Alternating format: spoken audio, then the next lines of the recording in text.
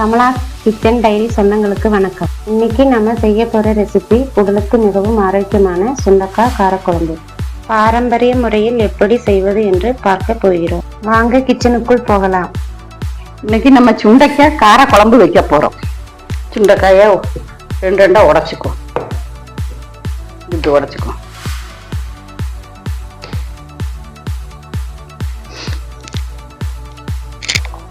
எல்லாம் உடைச்சிட்டு கழுவிக்கும்.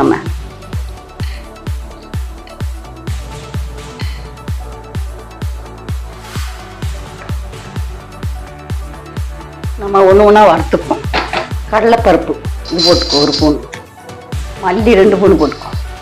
குருமிளகு 1 ஸ்பூன் போட்டுக்கோ. நல்லா வறுத்துக்கும். கொஞ்சம் வெந்தயம் போட்டுக்கோ, 1 ஸ்பூனு. சின்ன சீரகம் போட்டுக்கோ, 3 வத்தலை போட்டுக்கோ. இந்த தேங்காயை போட்டுக்கோ. வச்சுக்கலாம். நல்லா வறுத்துட்டோம். ஆற வச்சு மிக்சியில் அரைச்சிக்கோ. நல்லா ஆடிட்டு மிக்சியில் போட்டு வெண்ணெய் கணக்கில் அரைச்சிக்கோ.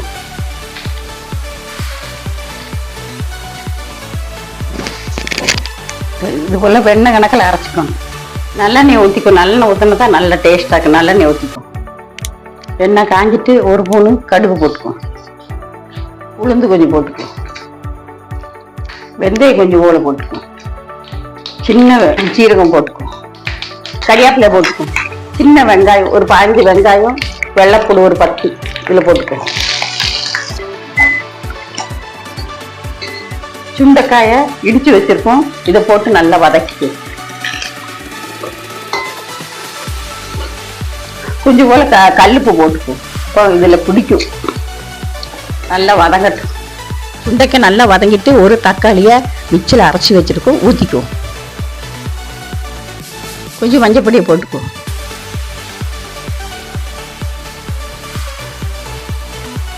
எலுமிச்சையாவில் புளியை கரைச்சி வச்சிருக்கோம், ஊற்றிக்கோ. நல்லா கொதிக்கட்டும். புளிப்புல பச்சை மணம் ஆறட்டும். அடைச்சி வச்சுக்கோ. நம்ம அரைச்சி வச்ச மசாலையை ஊற்றிக்கோ.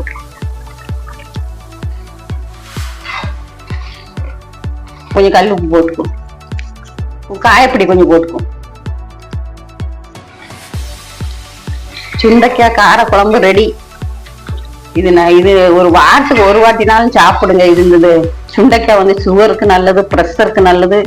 பாருங்க, நல்ல டேஸ்ட்டு. ஒரு 2 ஸ்பூன் நாட்டு சர்க்கரை போட்டுக்கோ.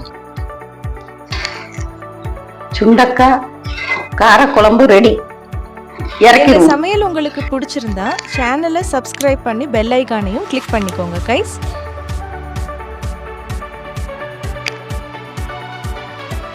இன்னைக்கு உங்களுக்கான சமையல் டிப்ஸ்.